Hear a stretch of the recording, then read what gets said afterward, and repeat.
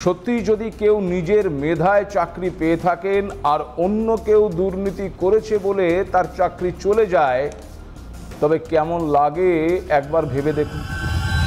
চিহ্নিত অযোগ্যদের তালিকা প্রকাশের নির্দেশকে তারা স্বাগত জানালেও পরীক্ষায় বসার নির্দেশে তারা খুব একটা খুশি নন। পাশাপাশি যোগ্য অযোগ্য নির্বাচন নিয়েও প্রশ্ন তুলছেন তারা। 7 দিনের মধ্যে লিস্ট পাবলিশ করতে হবে যারা টেন্টেড ক্যান্ডিডেট। এই দাবিটা তো আমাদের আজকের নয়, এই দাবিটা তো আমরা প্রথম থেকেই বলে আসছি যে টেন্টেড এবং আনটেন্টেডদের লিস্ট সেটা আপনি পাবলিশ করুন। এ নিয়ে বিশাল মারামারি ঝগড়া অনেক কিছুই হয়েছে, কিন্তু তারা করেননি। কিন্তু টেন্টেডদের লিস্ট কোনটা না, যেটা সিবিআই যে রিপোর্ট, সেই সিবিআই রিপোর্টের ভিত্তিতে তৈরি হওয়া যে লিস্ট, সেই লিস্টটা আজকে সেই সিবিআই রিপোর্টটাকেই তিনি মানলেন, তারপরে আমাদের চাকরিটা ফিরিয়ে দিচ্ছেন না। আমরাও কিন্তু ছাড়বো না, এইভাবেই কিন্তু চালাবো এবং এরপরেও আইনি বিভিন্ন প্রক্রিয়া আছে, আমরা সেই পর্যন্ত নিয়ে যাব। বিচারপতি স্পষ্ট বুঝতে পারছেন সিবিআই তদন্ত অথেন্টিক, তবেই আপনি টেন্টেড বেঁচেছেন, তাহলে আমরা কি দোষ করলাম? এই রকমভাবে পরীক্ষা দেওয়া যায়? একটা ফ্রেশার্স ক্যান্ডিডেট, তাদের চোখে একটা স্বপ্ন, এখন এই একটা মানসিক যন্ত্রণা নিয়ে আপনি একটা ফ্রেশ সিলেকশন বলে দিচ্ছেন, আবার বলে দিচ্ছেন পরীক্ষা কোনোভাবেই পেছানো যাবে না, সব কিছু মেনে নিচ্ছেন যে আমাদের কষ্ট হচ্ছে, আমাদের ওপর অন্যায় হয়েছে, তারপরেও আমাদের জন্য কি সুবিচার হলো? প্রায় 26,000 চাকরি বাতিল হয়েছে এবং গোটা প্যানেলটাই বাতিল করে দেওয়া হয়েছে এই নিরিখে যে ওই যোগ্য এবং অযোগ্য কারা তা সঠিকভাবে চিহ্নিত করা যায়নি।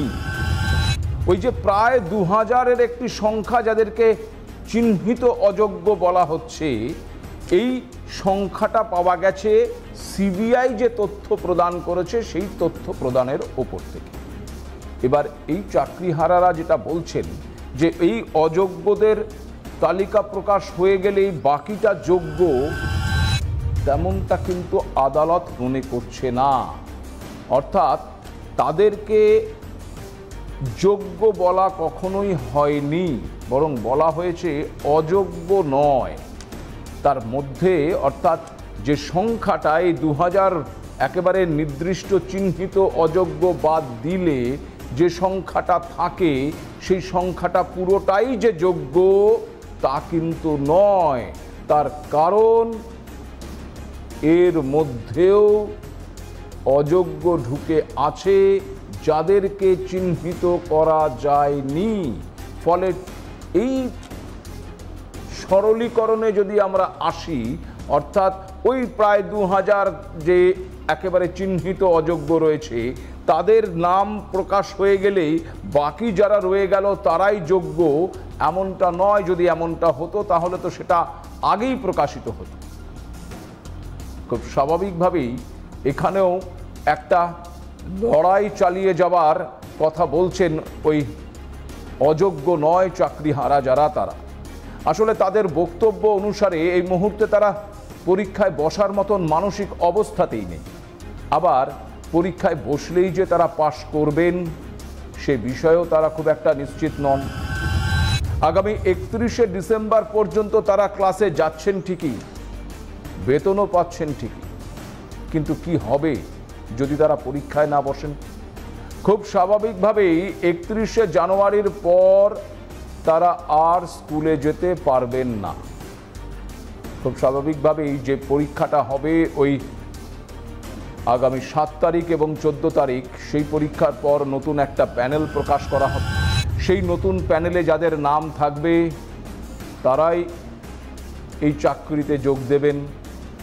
ফলে এখন যারা অযোগ্য নয় বলেও যাদেরকে সুপ্রিম কোর্ট আগামী 31শে ডিসেম্বর পর্যন্ত কাজ চালিয়ে যাওয়ার কথা বলেছে, তারা কাজ চালিয়ে যাচ্ছেন। কিন্তু তাদের মধ্যে কেউ কেউ যদি পরীক্ষায় না বসেন কিংবা পরীক্ষায় বসে উত্তীর্ণ হতে না পারেন, তাহলে তাদের চাকরি যাওয়ার সম্ভাবনাটা কিন্তু প্রবল। বলা যেতে পারে চাকরি যাওয়াটা একেবারেই সুনিশ্চিত হয়ে যাবে। এমন এক অদ্ভুত দোলাচলের মধ্যে দিয়ে দিন কাটাচ্ছেন তারা। আর একদিকে যখন চাকরিহারাদের ভবিষ্যৎ ঠিক কোন খাতে বইবে তা নিয়ে তারা সঠিক কোনো পথ খুঁজে পাচ্ছেন না, ঠিক তখন অন্যদিকে আজ আবার মহা সমারোহে পালিত হলো তৃণমূল ছাত্র পরিষদের প্রতিষ্ঠা দিবস। খুব স্বাভাবিকভাবেই আগামী 26-এর বিধানসভা নির্বাচনের আগে এটাই ছিল টিএমসিপির শেষ সমাবেশ। আর এই সমাবেশের দিকে মানুষ তাকিয়েছিল দলনেত্রী এবং যুবনেতা তারা কি বক্তব্য পেশ করেন সেখানে দাঁড়িয়ে। বিরোধী রাজনৈতিক দলগুলো বারবার যে অভিযোগ তুলছে যে বিভিন্ন কলেজ বিশ্ববিদ্যালয়গুলোতে ছাত্র নির্বাচন হচ্ছে না, খুব স্বাভাবিকভাবেই অনেকে মনে করেছিলেন যে আজকের এই সভা থেকে হয়তো এই কলেজ নির্বাচন বা ছাত্র নির্বাচন নিয়ে কোনো বার্তা থাকতে পারে। কিন্তু আমরা যা পেলাম, যা শুনলাম, তা সবটাই কিন্তু ওই 26কে লক্ষ্য করে। 26-এর বিধানসভা নির্বাচনই যে এই মুহূর্তে রাজ্যের শাসক দল তৃণমূল কংগ্রেসের কাছে পাখির চোখ, এ বিষয়ে কোনো সন্দেহ নেই। 21শে জুলাইয়ের পর আজকে তৃণমূল ছাত্র পরিষদের প্রতিষ্ঠা দিবসে একই বার্তা আমরা পেলাম দলনেত্রী মমতা বন্দ্যোপাধ্যায় এবং যুবনেতা তথা দলের সাধারণ সম্পাদক অভিষেক বন্দ্যোপাধ্যায়ের কাছ থেকে। ছাত্রদের এগিয়ে যাওয়ার কথা সেখানে বলা হলো, কিন্তু কি অদ্ভুত এটাও যে এই বাংলায় একটা সময় এই ছাত্র সমাজ থেকেই উঠে আসতো আগামীর রাজনৈতিক নেতা কিংবা নেত্রী। কিন্তু দীর্ঘ সময় এই রাজ্যের কলেজগুলোতে বিশ্ববিদ্যালয়গুলোতে কোনো নির্বাচন সংগঠিত হয়নি বা হচ্ছে না। এক অদ্ভুত স্থিতাবস্থা অবলম্বন করছে কলেজগুলো। নতুন কোনো ছাত্র নেতার উন্মেষ সেক্ষেত্রে ঘটছেও না। আগামী প্রজন্ম কি তাহলে রাজনীতি থেকে দূরে সরে যাচ্ছে? তবে আগামীর ছাত্র রাজনীতি কি বলছে সেক্ষেত্রে কিন্তু প্রশ্ন তৈরি হচ্ছে। 26-এর নির্বাচন যে কোনো রাজনৈতিক দলের কাছেই পাখির চোখ, এ বিষয়ে কোনো সন্দেহ নেই, এবং সেটা রাজ্যের শাসক দলের কাছেও পাখির চোখ হতেই পারে, হওয়াটাই উচিত। আজকের মঞ্চ থেকে দলনেত্রী থেকে শুরু করে প্রায় প্রত্যেকেই আগামী 26-এর বিধানসভা নির্বাচনে আরও বেশি আসন জয়ের আশা প্রত্যাশা করেছেন এবং তারা মনে করছেন যে আরও বেশি আসনে জিতবেন, এবং সেক্ষেত্রে এই ছাত্র যুবদের একটা বড় ভূমিকা রয়েছে বলেও তারা মনে করছেন। আমরাও মনে করি ছাত্র যুবদের সমাজ গঠনের ক্ষেত্রে অত্যন্ত গুরুতর একটি ভূমিকা রয়েছে।